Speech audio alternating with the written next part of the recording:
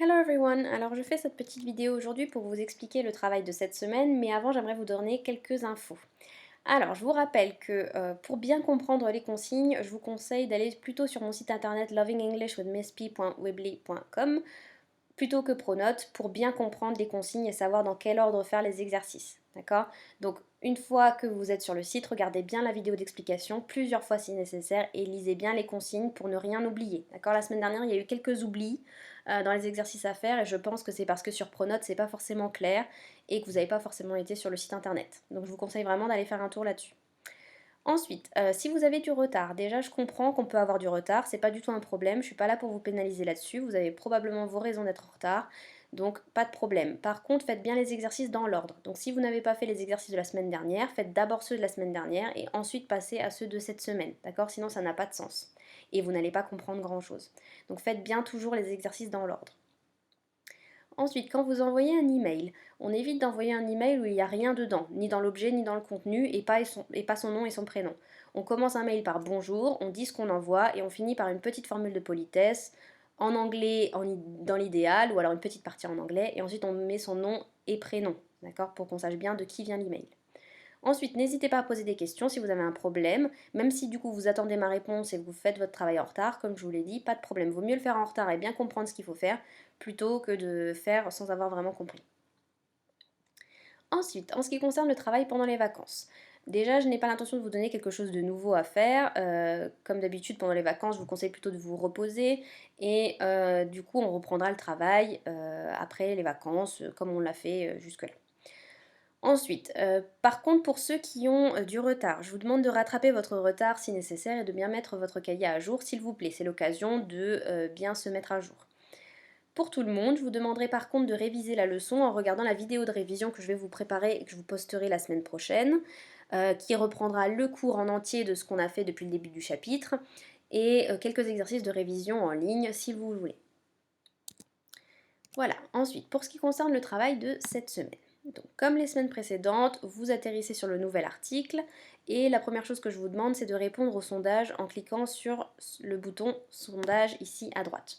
Donc, je pense que c'est bon pour tout le monde maintenant. Vous mettez votre nom et prénom, vous répondez à la première question qui est en anglais, et ensuite les autres questions en français. Et vous envoyez votre formulaire. S'il y a beaucoup de questions, je répondrai en vidéo. S'il n'y a que quelques questions, je répondrai au cas par email. Ensuite, je vous ai mis les dates ci-dessous sont indicatives. Vous organisez votre travail comme vous pouvez et comme vous le voulez. Si vous avez du retard, ce n'est pas grave. Il faut faire les choses dans l'ordre pour que ça ait du sens, d'accord? Donc même si vous ne respectez pas les jours, c'est pas grave. Ensuite, donc pour mardi 7 avril, première chose à faire, réviser la liste 5 des verbes irréguliers en cliquant sur le bouton Learning Apps ci-dessous, faire les 3 exercices, puis faire l'évaluation en ligne sans le cahier en cliquant sur le bouton List 5 Test. Okay. Donc d'abord, on fait les exercices Learning Apps. Je ne vous empêche pas de réviser votre liste simplement avec votre feuille dans le cahier. Hein. Vous pouvez faire ça sans faire les exercices Learning Apps. Mais les exercices Learning Apps vous permettent de bien comprendre ce qu'il faut faire ensuite dans l'évaluation en ligne. Donc je vous la conseille quand même. Donc cette semaine, pour les verbes, on a break, broke, broken pour casser, sing, sang, sung pour chanter, begin, began, began, commencer, win, won, won, gagner, swim, swam, swum, nager, et drink, drunk, drunk, boire. Ensuite, dans l'exercice English into French, vous avez les 3 formes en anglais et il faut mettre le verbe à l'infinitif en français. On vérifie en cliquant sur ce bouton en bas à droite et quand c'est rouge, ça veut dire que c'est pas complété ou alors qu'il faut corriger. D'accord? Ensuite, pour le 3e exercice, French into English, là on vous met seulement la forme en français à l'infinitif et vous devez mettre les 3 formes en anglais. D'accord? Donc la base verbale, win, le prétérit won et le participe passé won. Séparés par un tiret et un espace pour que le logiciel y comprenne bien votre réponse. Même principe, on vérifie en cliquant sur le bouton là. Une fois que vous êtes prêt, vous pouvez cliquer sur le bouton List 5 Test et répondre donc au formulaire en ligne. Quand vous avez les 3 formes en anglais, vous devez répondre l'infinitif en français. Et quand vous avez l'infinitif en français, vous devez mettre les 3 formes en anglais séparées par un tiret et des espaces pour que le logiciel y comprenne bien votre réponse. Okay. et ensuite vous envoyez votre formulaire. Ensuite, quand vous cliquez sur afficher la note, regardez bien la correction plutôt que la note, d'accord, et auto-évaluez-vous.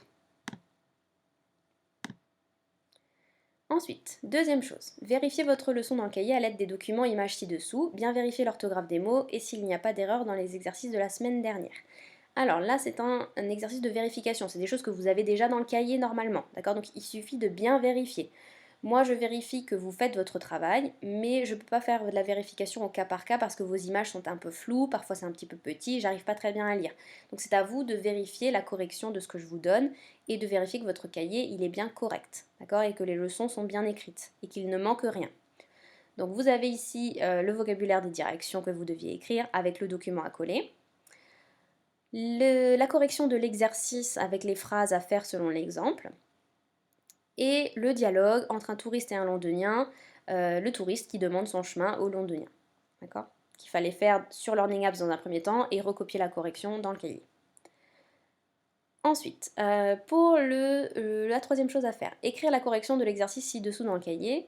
C'est aussi quelque chose que vous avez fait la semaine dernière sur le formulaire en ligne, et là je vous propose une correction possible que vous devez écrire dans le cahier. Rien de compliqué, il suffit de recopier dans le cahier la leçon en respectant les couleurs, donc bleu, noir, rouge et vert.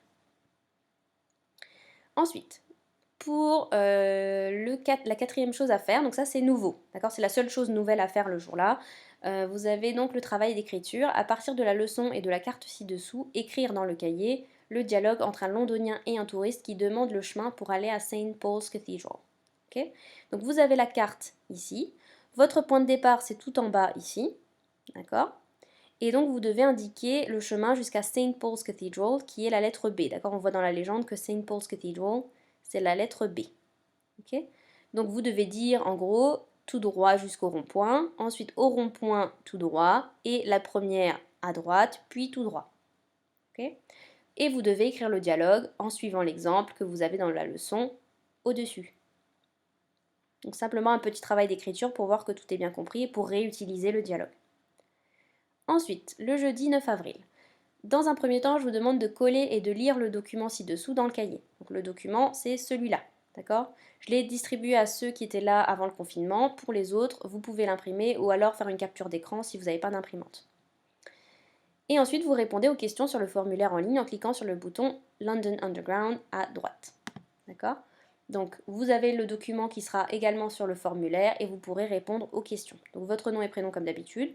Vous pouvez re-regarder le document ici et répondre aux questions en français. D'accord? Les questions sont en français, vous répondez en français. Une fois que vous avez terminé, vous aurez la correction automatiquement quand vous cliquez sur afficher la note.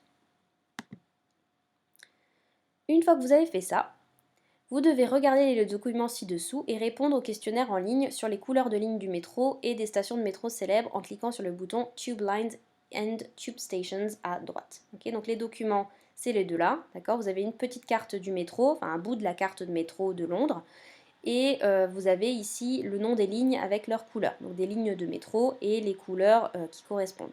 Okay, northbound, ça veut dire vers le nord, southbound vers le sud, eastbound vers l'est et westbound vers l'ouest. Okay, vous retrouvez ces documents-là sur le formulaire en ligne. D'accord? Vous retrouvez ici le document avec la carte et le document avec les couleurs. Okay, donc vous devez compléter ce texte avec les couleurs. Les chiffres 1, 2, 3, 4, 5, 6, 7, 8, 9, 10, 11 correspondent aux couleurs qui sont ici. D'accord? Il faut juste bien compléter selon la bonne ligne. D'accord? Donc vous devez mettre des couleurs ici. Pour la deuxième partie, parce que c'est un questionnaire en deux parties, vous cliquez sur suivant pour accéder à la deuxième partie. Et donc vous avez un deuxième texte à compléter. Okay, ici, vous devez compléter avec le nom des lignes. D'accord? Donc il faut regarder les documents précédents et regarder sur quelles lignes sont les stations. Okay, donc je vais regarder ça avec vous. La première station, c'est Oxford Circus. D'accord? Oxford Circus, elle est ici. D'accord? Regardez mon curseur, elle est ici, Oxford Circus. Ensuite, la deuxième, c'est Westminster. Westminster, elle est ici. D'accord? Westminster, c'est ici. Ensuite, on a St. Paul's. Alors, St. Paul's pour la cathédrale, elle est ici, sur la ligne rouge. Okay, St. Paul's, ici. Ensuite, on a Tower Hill. Donc Tower Hill, elle est ici. D'accord, sur la ligne verte et jaune. Tower Hill, ici. Ensuite, on a Heathrow. Donc Heathrow n'est pas visible sur cette petite partie de la carte, mais elle est sur la ligne bleue foncée. D'accord, donc Heathrow, c'est par là, vers l'ouest. D'accord, et c'est sur la ligne bleue foncée. Si vous avez besoin, vous pouvez toujours faire une petite recherche internet, vous retrouverez toutes ces informations sur internet. Une fois que vous avez fait ça, vous avez fini le travail du jeudi. Pour le travail du vendredi, je vous demande de regarder le document ci-dessous, l'imprimer si possible, mais sinon vous pouvez le recopier, il est simple à recopier avec les couleurs dans le cahier. Il faut expliquer le chemin en métro à partir d'un point de départ et du point d'arrivée grâce à l'exemple que je vous donne ci-dessous. Donc je vais vous expliquer l'exemple et le document. Donc sur le document, vous avez deux lignes, d'accord? C'est une version très très simplifiée d'un tout petit bout du métro. Vous avez la ligne rouge qui est la Central Line et la ligne brune qui est la Bakerloo Line. Et toujours les indications northbound vers le nord, southbound vers le sud, westbound vers l'ouest et eastbound vers l'est. Ok? Donc ensuite on a les stations qui sont sur chaque ligne. Donc en rouge quand c'est sur la ligne rouge et en brun quand c'est sur la ligne brune. Vous voyez qu'au milieu on a Oxford Circus qui est sur les deux lignes et du coup elle permet de faire un changement, d'accord, de changer de ligne. Alors si on regarde l'exemple, donc vous avez deux phrases à faire, on vous donne à chaque fois le point de départ et le point d'arrivée, d'accord? Pour l'exemple, le point de départ c'est Marble Arch et le point d'arrivée c'est Charing Cross. Donc Marble Arch il est ici et Charing Cross il est ici. D'accord? Donc pour aller de Marble Arch à Charing Cross, il faut prendre la ligne rouge, la Central Line, vers l'est, eastbound, vers l'est, changer de ligne à la station Oxford Circus et prendre donc la Bakerloo Line, la ligne brune, vers le sud, southbound, et enfin sortir à Charing Cross. En anglais, ça donne To go from Marble Arch to Charing Cross, take the Central Line, eastbound, then change at Oxford Circus and take the Bakerloo Line southbound, and finally get off at Charing Cross. Okay. Selon le même modèle, vous faites les deux autres phrases. Ensuite, dans un deuxième temps, je vous demande de faire l'exercice Learning Apps et remettre la conversation entre un londonien et un touriste qui demande son chemin en métro dans l'ordre, en cliquant sur le bouton Learning Apps ci-dessous, et quand vous avez terminé, vous recopiez le dialogue dans le cahier en utilisant deux couleurs différentes, comme vous l'avez fait pour le dialogue de la semaine dernière. C'est le même principe, d'accord? Vous avez l'exercice avec le dialogue, et vous devez remettre les phrases dans l'ordre, ok? Donc on vous dit, un touriste est perdu à Piccadilly Circus, il demande son chemin à un londonien, remettez la conversation dans l'ordre. Okay? Donc la première phrase, ça va être Hello, I'm sorry I'm lost, can you help me? D'accord? Et ensuite le reste, il faudra remettre dans l'ordre. Une fois que tout s'affiche en vert et que tout est juste, vous pouvez recopier dans votre cahier, utiliser deux couleurs différentes, une couleur pour le touriste et une couleur pour le londonien. Une fois que vous avez fait ça, vous avez terminé votre travail pour la semaine et donc vous devez envoyer une photo de votre cahier avec les leçons et les exercices par mail ou alors sur le casier de collecte comme d'habitude en cliquant sur casier et vous atterrissez sur le Dropbox que vous savez maintenant utiliser pour ceux qui l'ont utilisé les semaines précédentes. Voilà pour cette semaine, je vous souhaite bon courage et je vous dis à très bientôt. Goodbye!